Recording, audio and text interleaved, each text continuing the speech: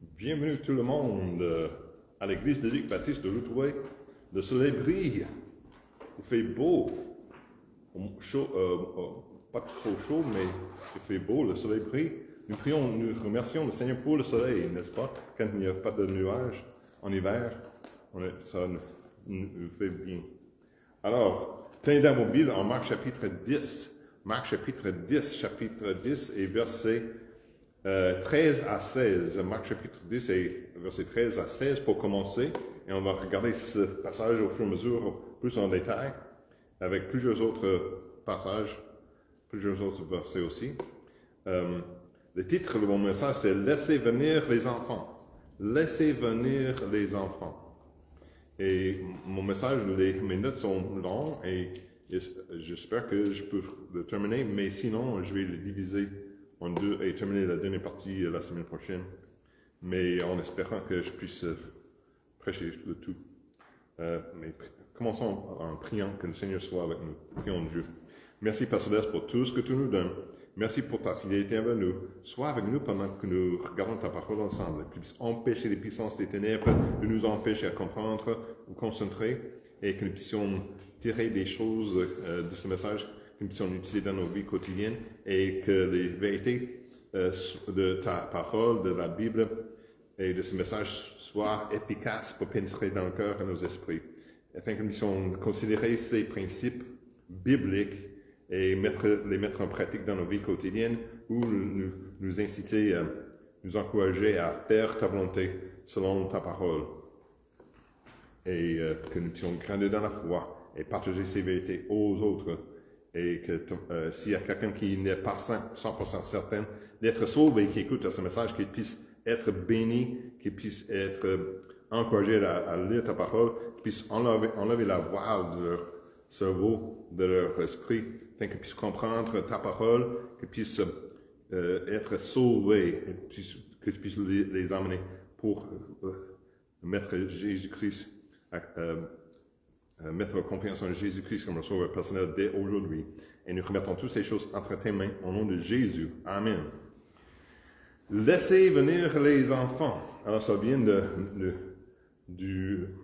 verset dans Marc chapitre 10, verset 16, où Jésus dit, laissez venir à moi, je pense qu'il dit, les petits enfants. Mais laissez venir les enfants. Mais d'abord, on va regarder Marc chapitre 10, verset 13 à 16. La Bible nous dit, alors, on lui présenta de petits enfants. Je vais recommencer. Alors, on lui présenta de petits enfants afin qu'il les touchât, mais les disciples reprenaient ceux qui les présentaient. Et Jésus, ayant vu cela, en fut indigné, et il leur dit, laissez venir à moi les petits enfants, et ne les en empêche point, car le royaume de Dieu est pour ceux qui le ressemblent. Je vous dis en vérité que quiconque ne recevra pas le royaume de Dieu comme un petit enfant, n'y entrera point. Et les ayant pris entre ses bras, il leur imposa les mains et les bénit. Alors, un résumé de ce message, laissez venir les enfants, est parce que chaque enfant compte pour Jésus, parce que chaque enfant compte pour Jésus, chaque enfant doit compter pour nous. Je vais répéter ça parce que je vais terminer avec ça aussi. C'est le thème du message. Parce que chaque enfant compte pour Jésus, chaque enfant doit compter pour nous. Et vous avez vu par ce message, par ce passage, Marc chapitre 10, verset 13 à 16, que les enfants étaient importants pour lui et les enfants doivent être comptés pour nous aussi. Voici une anecdote. Après avoir prêché lors d'un service d'évangélisation, le fameux prédicateur, pasteur D.L. Moody a rapporté Nous avons eu 2 conversions et demie. Un de ses collègues a demandé, je suppose que vous voulez dire 2 adultes et un enfant? Non, a répondu M. Moody. Je veux dire 2 enfants et un adulte. Les enfants peuvent donner toute leur vie à Dieu, mais un adulte n'a plus qu'une demi-vie à donner. Wow, c'est quelque chose à nous faire penser.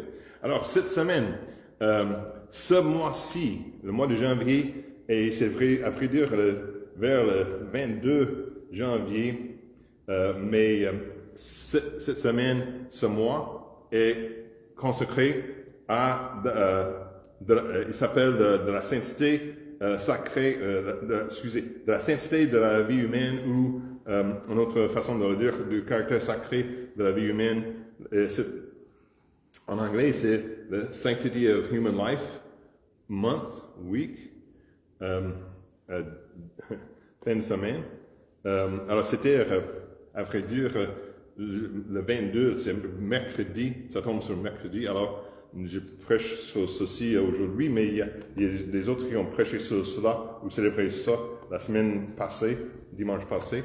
Mais en tout cas, je ne vois pas cela comme une option, la sainteté de la vie humaine. Nous sommes obligés et contraints de communiquer le cœur de Dieu avec conviction et compassion. Proverbe chapitre 14, verset 25 nous dit, résume notre rôle, le témoin fidèle délivre les âmes, mais celui qui prononce des mensonges n'est que tromperie. Je soutiens que si l'avortement est et devrait être débattu politiquement, discuté émotionnellement et décrit médicalement, à ses racines premières, la protection de l'enfant à naître, ou les enfants prénés, ou la protection de l'enfant à naître est résolument une question morale.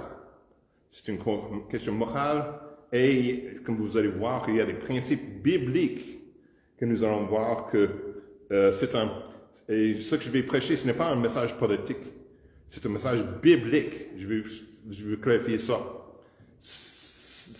L'idée est une question morale, mais les racines sont bibliques, les principes bibliques. D'où vient l'idée de cela? Ça ne vient pas de nulle part, ça vient de la Bible. Ça vient de la Bible. Alors, c'est une question morale. Il y a plusieurs pasteurs qui ont chacun prêché beaucoup de messages différents sur la sainteté de la vie au fil des ans. En parcourant plusieurs passages des évangiles, nous allons découvrir cette vérité parce que chaque enfant compte pour Jésus. Chaque enfant doit compter pour nous. D'ailleurs, le mot enfant est utilisé 511 fois dans la Bible et 51 fois dans les évangiles seuls, Matthieu, Marc, Luc et Jean, 51 fois dans les évangiles seuls. Alors, comme j'ai dit, ce mois-ci, le mois de janvier, c'est le mois de la sainteté de la vie humaine, et nous affirmons avec des milliers d'autres églises que chaque enfant, depuis sa conception, est un porteur d'image de Dieu. Dans Genèse, la Bible dit que nous sommes créés à l'image de Dieu. Dieu dit, créons. Il a dit que faisons les hommes des êtres dans notre image. Regardons ce que le verset dit spécifiquement. Je pense que c'est en Genèse chapitre 1.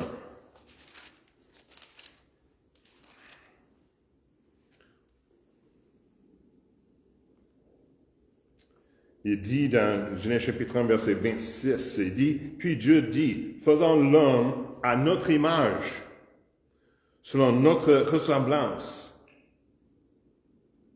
et que nous sommes tous les porteurs d'image de Dieu, comme les créations de Dieu. »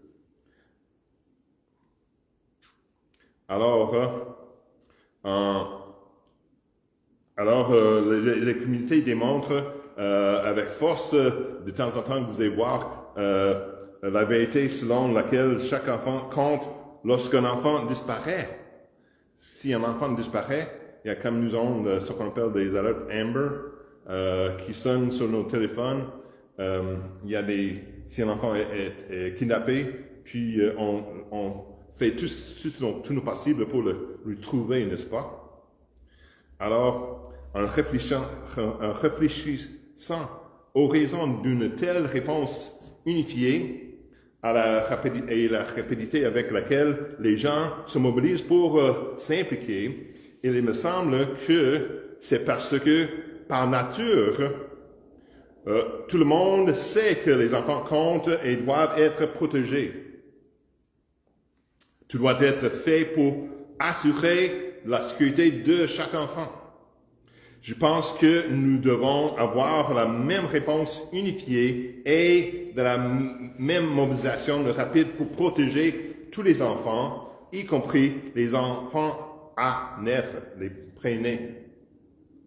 Parce que chaque enfant compte pour Jésus, chaque enfant doit compter pour nous. Je vais répéter ça, c'est le thème de mon message, parce que chaque enfant compte pour Jésus, chaque enfant doit compter pour nous aussi.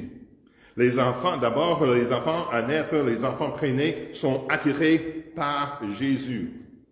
Quand Élisabeth était enceinte avec Jean-Baptiste, savez-vous que Élisabeth et Marie ont été des cousins?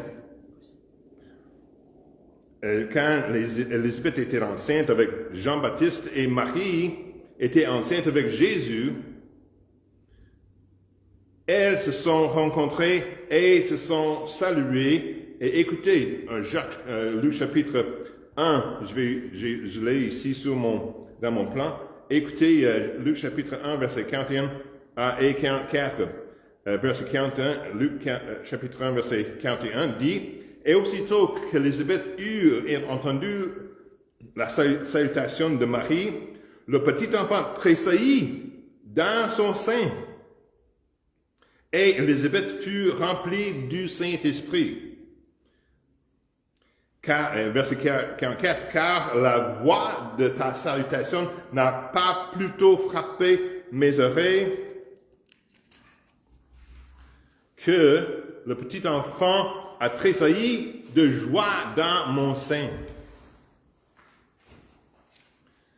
Le bébé, Jean-Baptiste, un fœtus, était le premier à se réjouir à la nouvelle de Jésus. Rappelez-vous que les deux étaient dans le ventre de leur mère. Il dit que Jean-Baptiste, en tant que bébé dans le ventre de sa mère, Élisabeth, un fœtus, était le premier de se tressaillir. La Bible dit qu'il a tressailli de joie dans mon sein, Élisabeth a dit, et il était le premier à se réjouir dans la nouvelle de Jésus. Ce passage-là doit vous convaincre que, au sujet des enfants à naître ou les prénés, sont importants à Jésus, ça doit être important à nous. En Luc chapitre 2, verset 16, le même mot, bébé, désigne Jésus comme un nouveau-né. Voici le verset, Luc chapitre 2, verset 16. Il y a à l'air donc un hâte et trouvèrent Marie et Joseph et le petit enfant qui était couché dans la crèche. Le même mot est utilisé pour l'enfant à naître, le préné, et le petit enfant. Le même mot dans la Bible est utilisé pour un enfant à naître ou préné et le petit enfant Jésus. Car ce qui est dans le ventre de sa mère est un bébé. C'est un bébé. Que la merveille de l'œuvre de Dieu dans le ventre maternel nous fasse adorer et bondir de joie aujourd'hui. Peut-être que vous ne savez pas que Debbie et moi sommes devenus des grands-parents pour la première fois récemment, ce printemps. Félicitations à nous, merci. Alors, notre fils est devenu un oncle et notre autre fille est devenue une tante. Puis, c'est une grande joie quand le bébé sent bien et quand elle bougeait dans le ventre de sa mère quand on va visiter. Et quand elle est venue, nous sommes allés pour la journée. Et quand elle est arrivée, nous ainsi que les parents du mari de notre fille se réjouissent ensemble pour cette journée-là, quand ce nouveau-né a été né, notre petite fille. Ensuite, Jésus a félicité un jeune garçon pour avoir donné ce qu'il avait. En Jean chapitre 6, versets 1 à 14, Jésus a demandé à Philippe où il pourrait trouver du pain pour nourrir des milliers de personnes affamées. Jésus savait ce qu'il allait faire, mais il voulait savoir si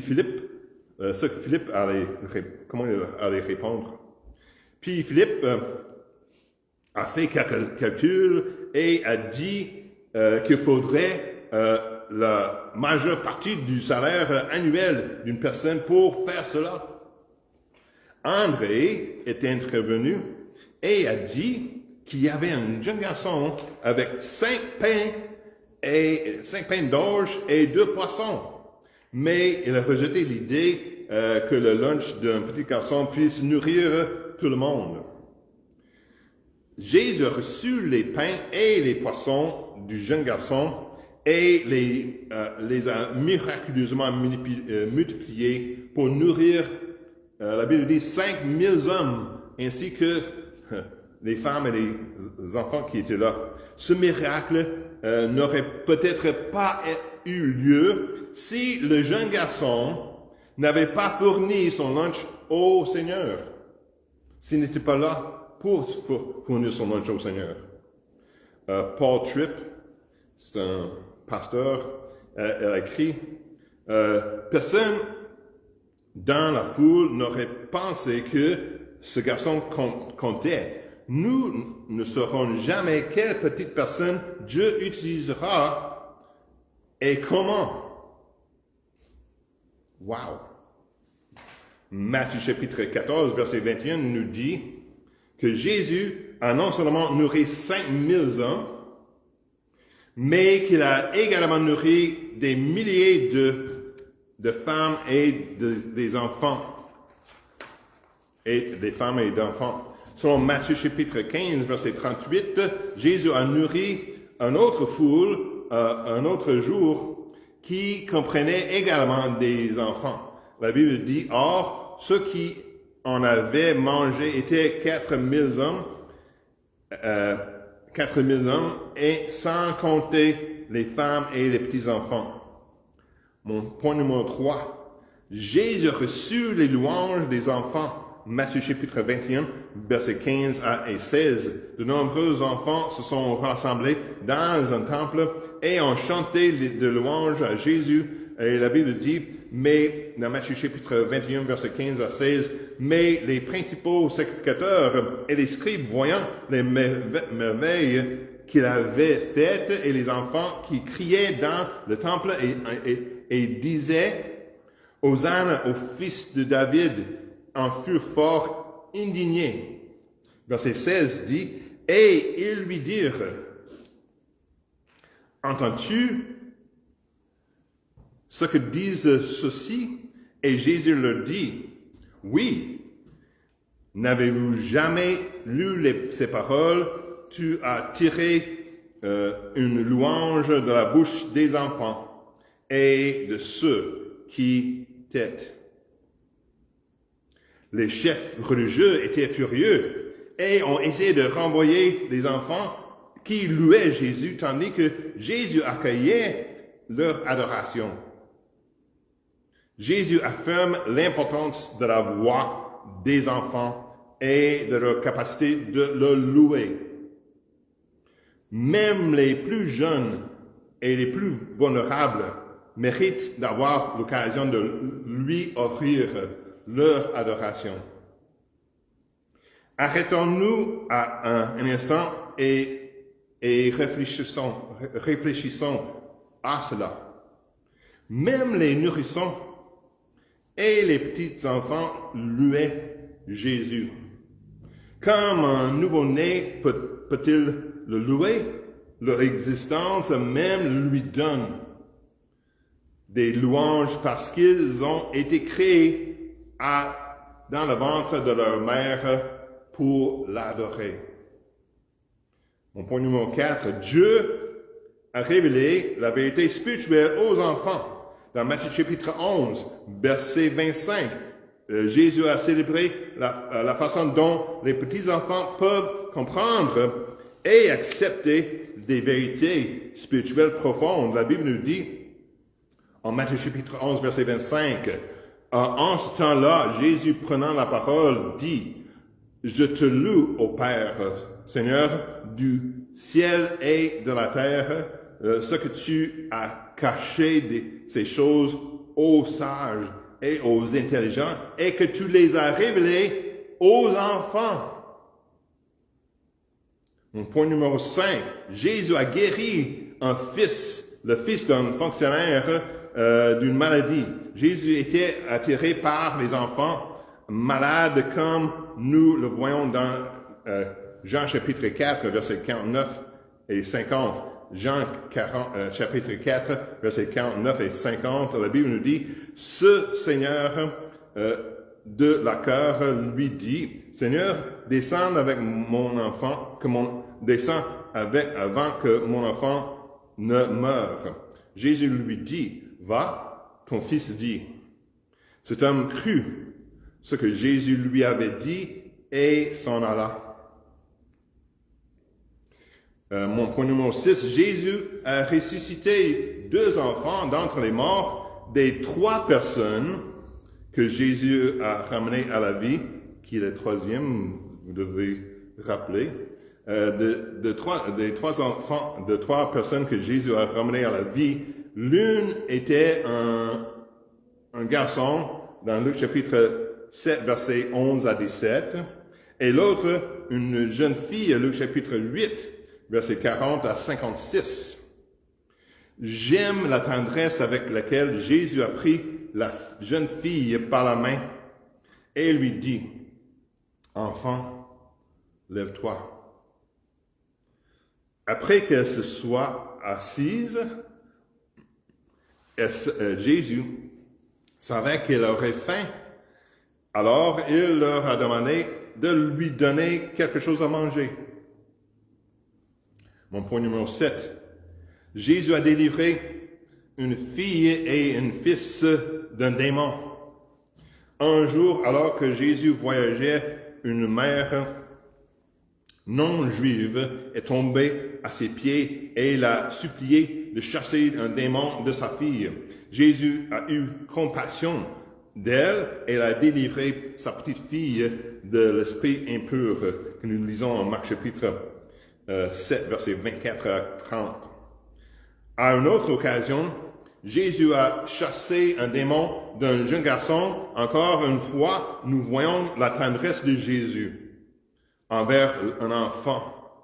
Lorsque nous lisons en Marc chapitre 9, versets 9 à 24, versets 14 à 29, je crois que c'est verset 14, Marc chapitre 9, verset 14 à 29, Jésus a dit, « Mais Jésus, l'ayant pris par la main, le fit lever et il se tint debout. » Je crois que c'est verset 27.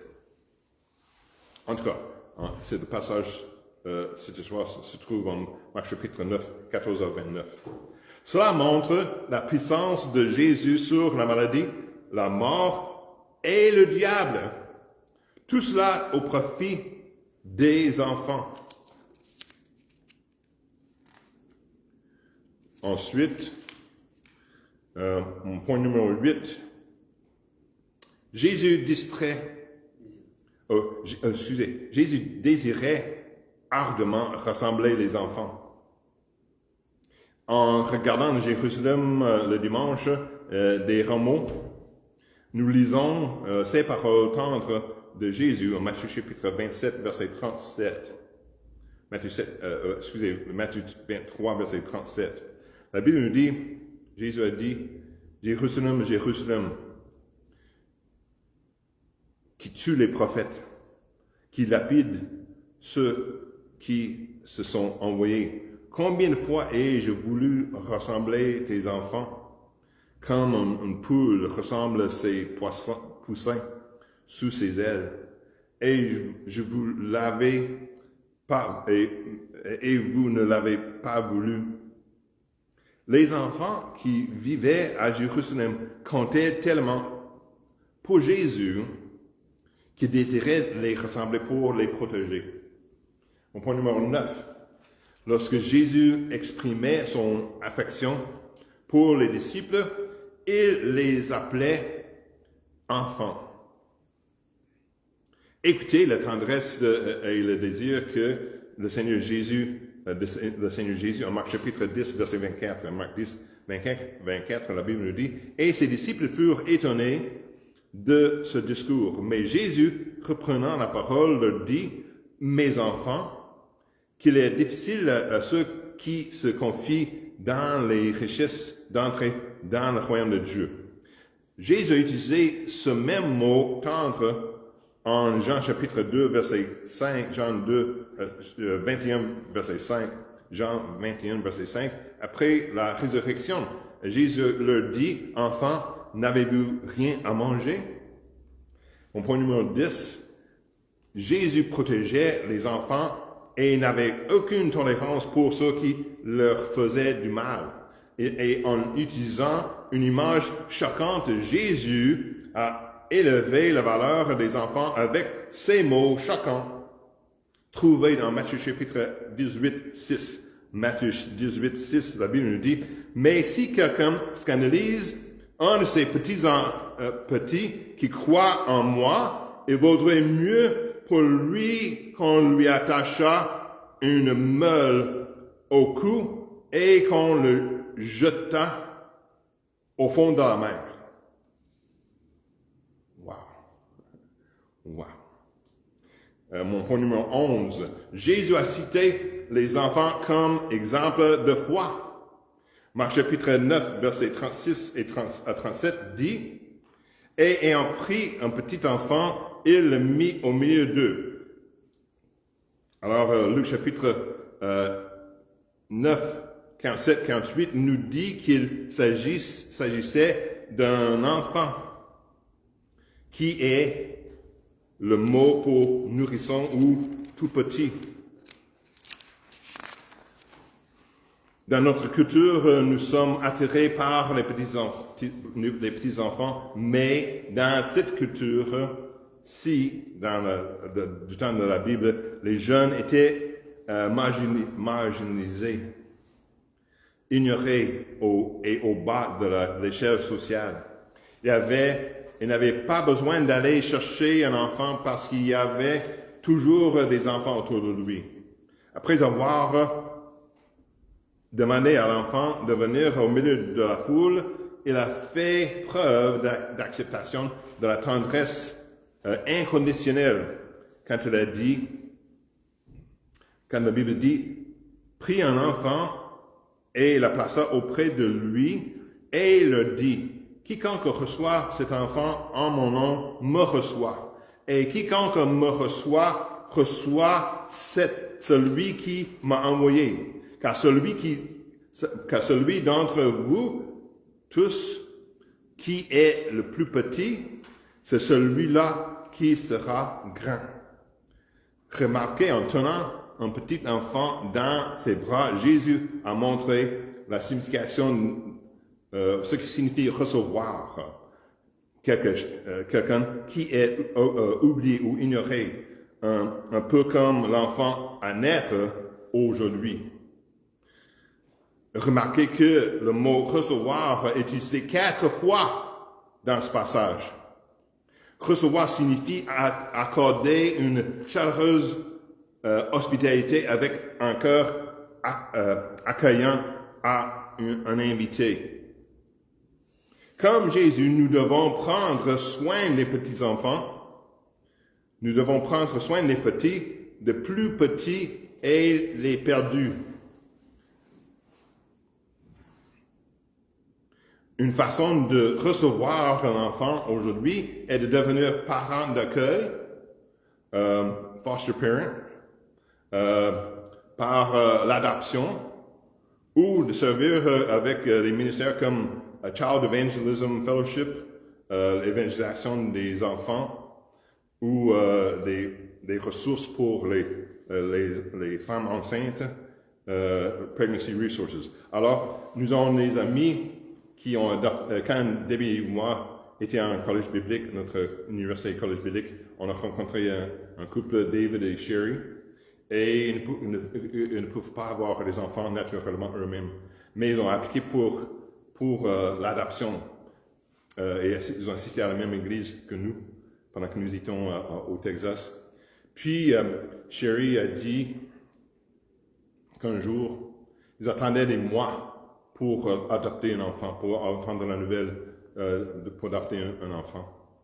Puis, elle a dit qu'elle est au travail. Elle travaille dans un magasin comme caissière. Puis, elle a reçu, avant les téléphones cellulaires, elle a reçu un appel de téléphone. Puis, elle est allée répondre à le téléphone. Puis, elle a entendu la nouvelle qu'ils ont eu un bébé pour l'adoption et qu'il les attend. Puis, tout ce qu'il peut faire, c'est tomber par terre, assis par terre en train de pleurer, et il ne peut pas expliquer ce qui est arrivé à ses collègues. Finalement, après qu'elle a pleuré plusieurs minutes, elle était capable de dire c'est l'agence de l'adoption, et qu'ils ont dit qu'ils nous ont un bébé pour l'adopter. Puis elle était si heureuse qu'elle a commencé à pleurer. Puis nous connaissons ce jeune homme qui s'appelle Zach. Je pense que c'est Zach. Puis, et c'était une joie pour eux. Alors, aussi, j'ai un autre ami qui est devenu dans l'administration d'une école. Lui et son épouse ne peuvent pas avoir des enfants non plus. Alors, ils ont adopté des adolescents. Ils ont adopté un adolescent, un jeune homme.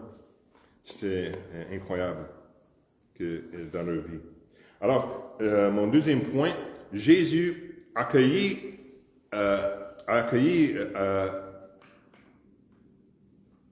embrassé et béni les enfants. Tournons en Marc chapitre 10, versets 13 à 16. Marc 10, 13 à 16 encore, où nous découvrons 4 actions que nous pouvons entreprendre.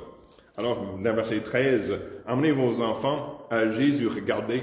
Le point, c'est amenez vos enfants à Jésus, regardez. Verset 13, la Bible dit, alors, on lui présenta de petits enfants afin qu'il les touchât.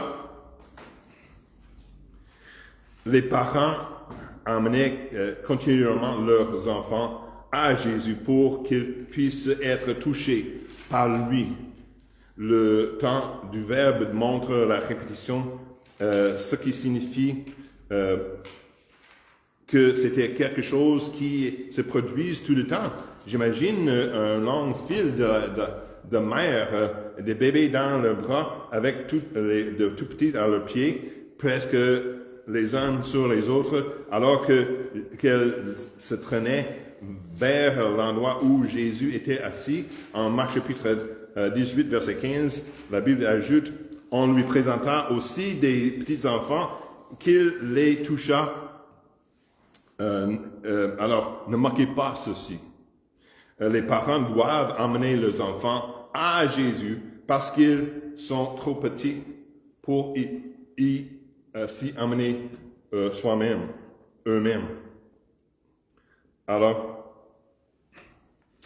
je vais arrêter ici. Mon message est devenu plus long que je pensais que je vais terminer la semaine prochaine. Mais je veux juste terminer avec ceci. Comme j'ai dit, nous pouvons résumer ce passage en soulignant l'importance des enfants pour Jésus et à quel point il voulait être proche à lui. Alors, encore le thème de mon message, c'est parce que chaque enfant compte pour Jésus, chaque enfant doit compter pour nous. Prions Dieu. Merci, Père Céleste, pour tout ce que tu nous donnes. Merci pour ta fidélité envers nous. Que ces mots puissent être...